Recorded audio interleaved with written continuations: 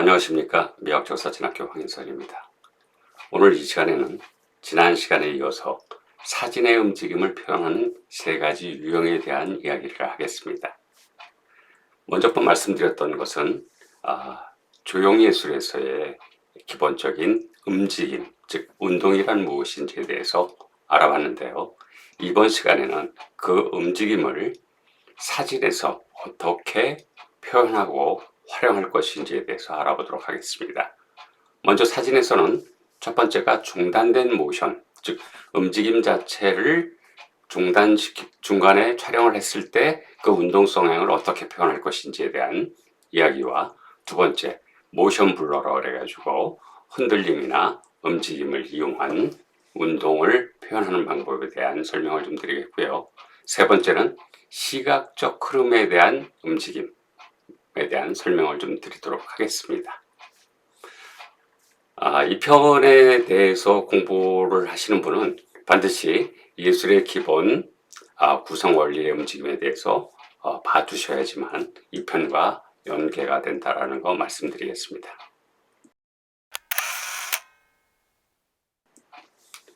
자, 먼저 세 가지 유형의 사진 움직임에 대한 설명을 좀 드리겠는데요.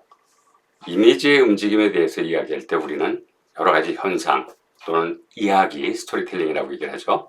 또는 디자인 요소가 섞여서 움직임을 만들어낸다, 이렇게 이야기할 수가 있어요. 즉, 여러분 스스로가 창의적 연습을 위해서는 프레임 내에서 움직임에 접근하는 세 가지 유형에 대해서 알고 또 연습해 보실 필요가 있는 거죠. 제가 예제 사진으로 그 세 가지를 대표하는 사진들을 모아봤습니다. 첫 번째 사진은 다대포에서 모래장난을 하고 있는 아이의 모습이고요.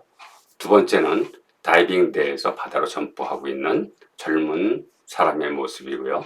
세 번째는 모든 사람들이 건널목에 서 있는데 자동차들이 달리고 있는, 즉 저속으로 촬영해서 모션 블루라고 얘기하죠. 움직임을 만들어낸 거고요. 또 마지막 사진은 물의 움직임 자체를 저속으로 표현해가지고 부드럽게 표현한 그런 사진입니다. 그래서 사진에 있어서의 여러분들의 아이디어를 가지고 움직임을 어떻게 만들 것인지에 대해서 가장 기본적인 부분들에 대해서 공부해 보도록 하겠습니다. 첫 번째는 중단된 운동입니다. 사진에서 가장 명백한 유형의 움직임인 정지된 움직임을 얘기를 하는 거죠.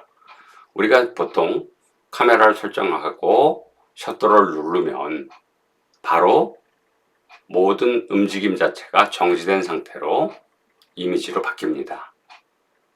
카메라가 갖고 있는 가장 놀라운 능력 중 한 가지죠. 그래서 순간을 잡아낸다 라고 얘기를 해요. 그래서 우리가 사진예술을 결정적 순간의 예술이다, 이런 말을 하는 것도 이와 연관된 부분이라고 말씀드릴 수 있고요. 사람의 눈으로 감지할 수 없는 세부사항을 포착하기 위해서는 우리가 문자 그대로 순간을 고정시키는 능력이 필요한 거죠. 이것은 기본적인 움직임, 즉 액션을 일시 정지시켜서 담아내는 겁니다.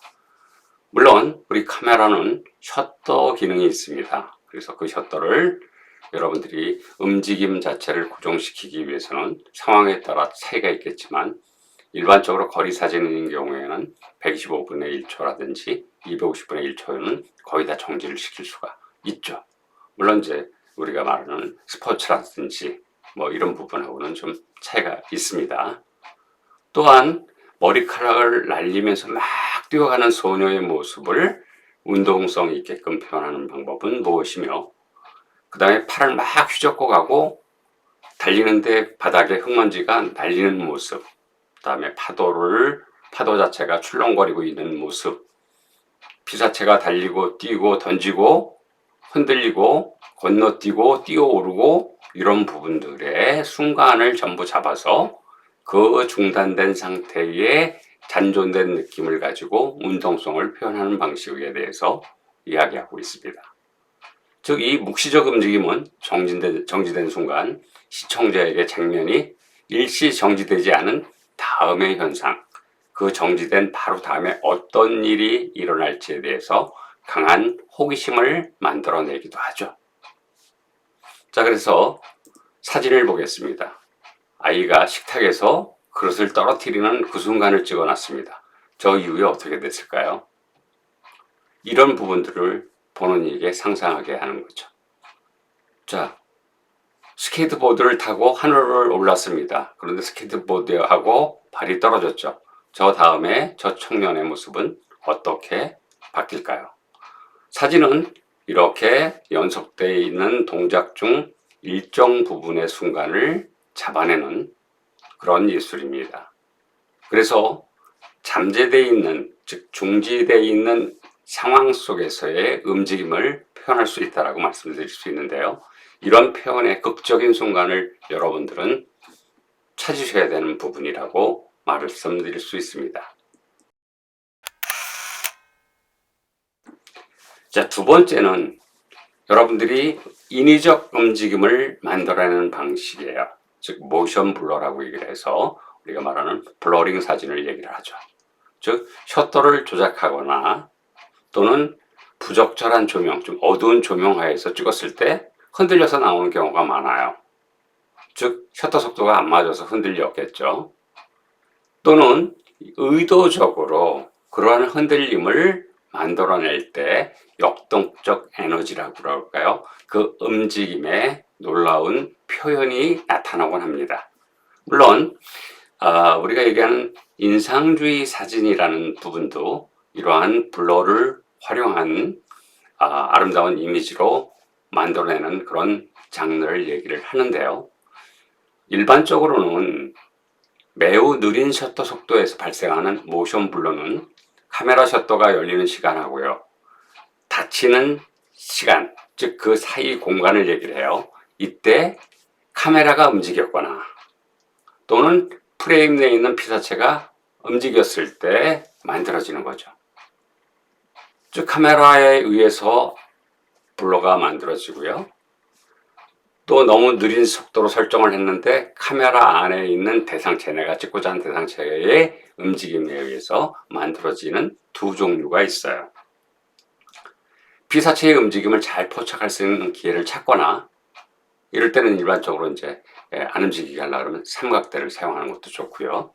움직이지 않는 설정의 움직임을 도입할 수 있는 방법 중 한 가지는 또 카메라를 인위적으로 움직이는 거죠. 위아래로 움직이는 것을 틸팅, 움직이고 있는 피사체를 쫓아가면서 찍는, 회전하면서 찍는 기본적인 팬닝, 그 다음에 줌 렌즈를 이용해서 전체적인 움직임을 만들어내는 줌밍, 이렇게 이제 기본적으로 카메라의 테크닉 조작을 위해서 통해 가지고 만들어낼 수 있는 것이 세 가지의 모션 블러라고 말씀드릴 수 있습니다.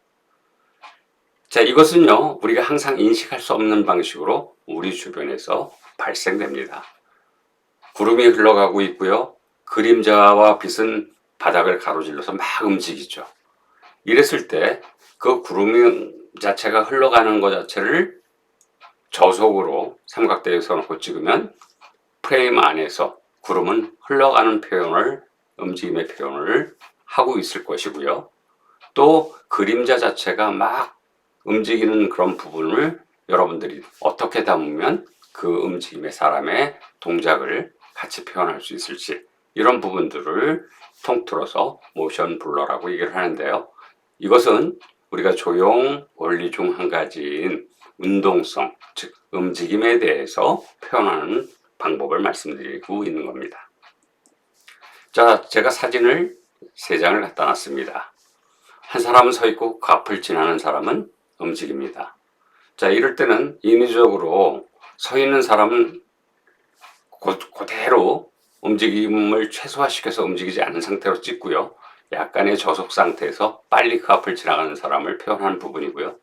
또 가운데 있는 사진은 달리는 오토바이를 따라서 옆으로 같이 회전해주는 팬닝에 의해서 촬영된 사진이죠.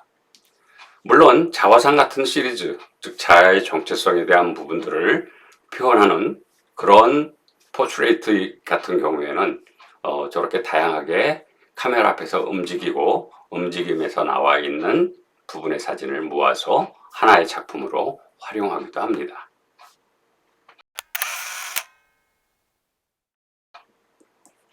자, 이제 세 번째, 가장 간단한 세 번째는 시간적 흐름을 예측하게 하는 거죠. 즉, 예술에서의 흐름이라는 게 무엇인지에 대한 퀘션을 가지고 보시면 되는데요. 시각적 흐름은 사진의 구도를 통해서 우아하고 종종은 부드럽고 구불구불한 시선적 여정 자체를 만들어내요. 그래서 보는 사람의 눈을 사로잡고 보는 사람이 그 흐름을 따라가는 형태의 부분들, 즉 흐름 자체가 역동적이고 연속적이고 강제되지 않은 상황에서 보는 사람의 시선의 움직임을 같이 호흡할 수 있게끔 해주는 시각적 흐름도 운동의 한 가지 방법이죠. 예를 들어서 뭔가 달려가고 있는 사람이 있으면 그 사람 자체에 달려가고 있는 표정 자체를 우리가 바라보면서 거기서 움직임을 느끼고요. 어떤 산을 올라가고 있는 사람의 모습을 보면 힘들어하면서 올라가고 있는 그 동작 자체에서의 움직임을 느끼게 되는 거죠. 특히 선이 구부러지거나 물결지는 선은 프레임을 가로질러서 전체적으로 시선을 이 시각적 흐름을 만드는데 많이 사용되는 부분이에요. 그래서 프레임 내에서의 선을 어떻게 쓸 것인지에 따라서 그 운동 자체를 만들어내기도 하고 정지된 모습을 만들어내기도 하죠. 물론 반복되는 요소는 리듬이라는 걸 만들어내요. 그래서 이렇게 촘촘하게 계속 연속적인 그 반복이 일어나고 있으면 우리는 강한 빠른 리듬을 느끼게 만들고요. 이 대상체들이 널찍널찍하게 넓은 간격으로 있는 모습을 찍어놨을 때는 되게 정적인 듯한 느낌, 즉 느린 리듬을 만들어낸다라고 볼 수가 있어요.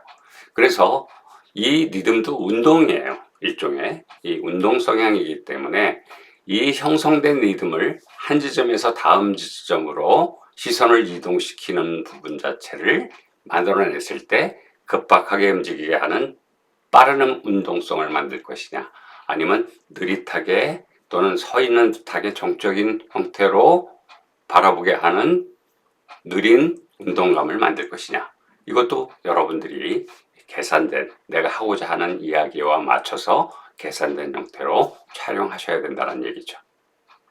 물론 우리가 전에도 말씀을 드렸지만 운동이라는 것 자체는 그 운동성 하나만이 존재하는 게 아니고요.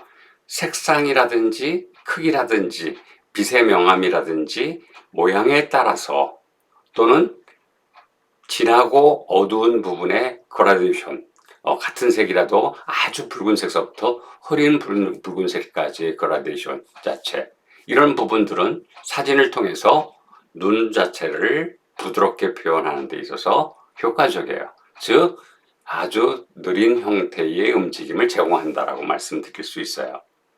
물론 모션 블러 자체는 프레임에서 톤, 색상, 투명도의 그레이데이션으로도 표현할 수 있는 거죠.